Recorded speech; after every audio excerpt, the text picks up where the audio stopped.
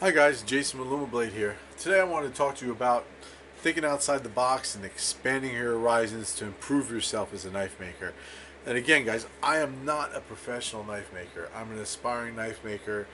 I put a lot of hours in it. I started like August 15th of 2015. It's not even August of 2016.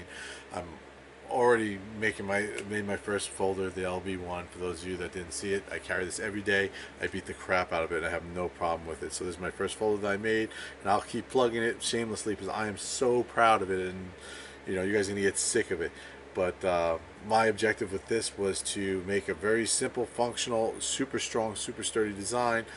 Milled titanium pocket clip, milled liners, G10 backspacer. I'm going to improve on that, and CPM 154 blade, riding on dual ball bearings, stainless steel ball bearings, and I love this knife. So anyway, I want to talk to you about expanding your horizons and fear to fail. Number one rule to success in anything you do is jump in with both feet and don't be afraid to fail. That's the biggest thing.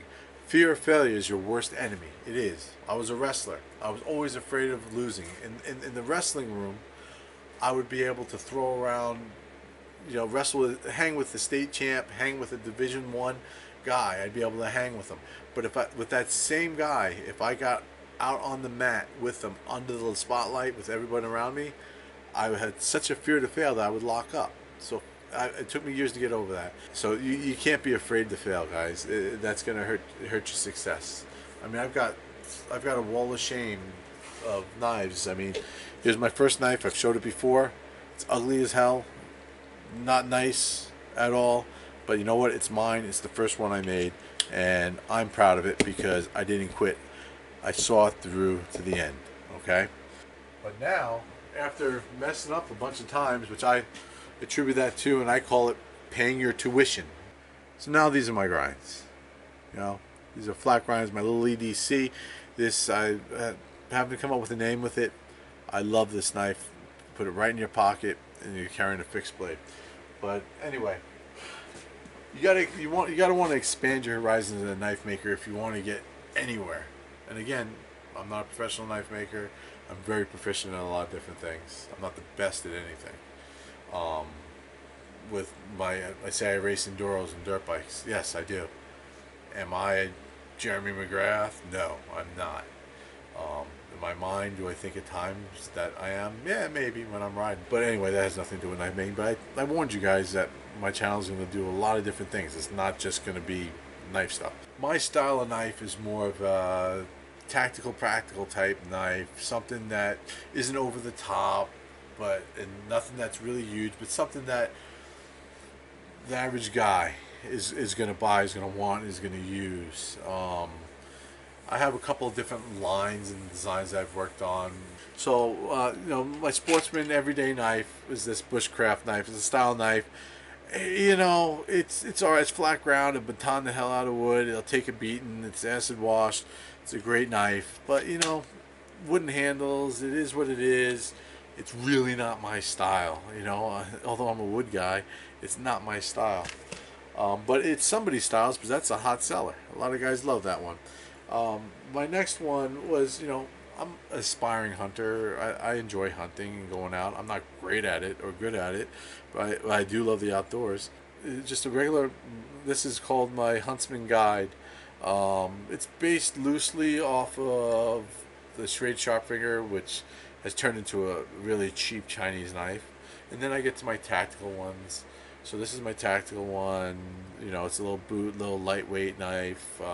It's based off of a Benchmade one that I had seen once. I did removable scales. That's all I do now. I only do removable scales. I do not even waste my time with epoxy. Only on very certain styles I do. And then I kind of get a little crazy and I draw something up one day and I think of it and I'm like, wow, check this, I'll do this. So I did like a hollow ground with a swedge on top. This was a first for me, all this stuff, you know. And, you know, but you can see my mistakes. The little smiley face that came up. This isn't finished ground yet, by the way. I have to finish grind it. So I'll take that out. But the suggestion as a friend, because I was getting burnt out, I spent like 4 months of R&D and in CAD, and I know it sounds ridiculous, on this here. Okay, 4 months of figuring out. Most of that time was figuring out what tools that I need, what drill bits, the way to do the process, because there's really nothing online. So I started with, this is my first ever knife that actually folded. It's a friction folder that's hollow ground. Okay, and then I did this like right after I learned how to hollow grind. I did this. So it seems intimidating to make a friction folding knife, but when you think about it, it's one of the simplest forms of folding knives there are. And the materials to make this knife, it's all labor with knife making. Knife making is all labor. Materials, they are what they are. They are expensive, but it's all labor. I mean, this knife here, I probably have about 20 to 25 hours into it, which is absolutely insane. But it was the first one I made, and I was very careful, and I'd have to stop and find the drill bit. And what I'm saying is that by trying new things is the only way I was able to make a folder in under a year that worked. The thinking outside the box thing. Now, listen, I'm not a cook.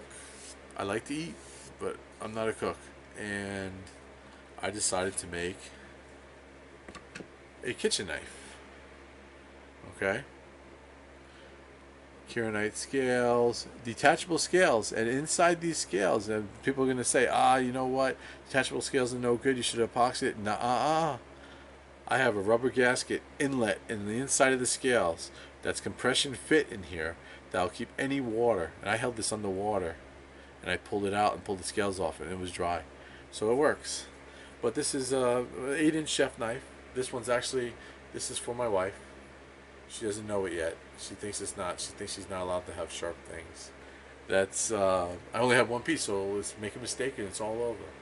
So, I took my time and went through it, and that expanded my horizons.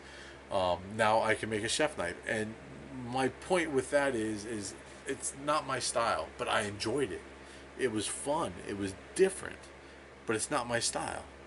When I go to a knife show, do I look at kitchen knives? Yeah, I look at them. I appreciate them. But do I say I'm going to buy one? No, I don't. Because by expanding your horizons, you're going to expand your client base, and you're going to appeal to somebody who is not a knife person. By making a kitchen knife, I'm going to appeal to that guy who thinks that knives are only used for violent things. Because it's a tool. That's what it is. Just go for it. Don't be afraid to fail. If you think you can do it, try it. And if you make a mistake, you make a mistake. I make tons of mistakes. I'm going to point out all my flaws, all my mistakes that I made, and in this prototype, and I'm going to show you the one that I'm currently working on that corrected those mistakes and how I corrected those mistakes. All right, have a good one. I'm telling you, start making knives. It's one of the most exciting things to be able to make a working tool with your own hands from raw materials. You got to try it. If nothing else, just try it. If you're watching this video, you're interested, try it.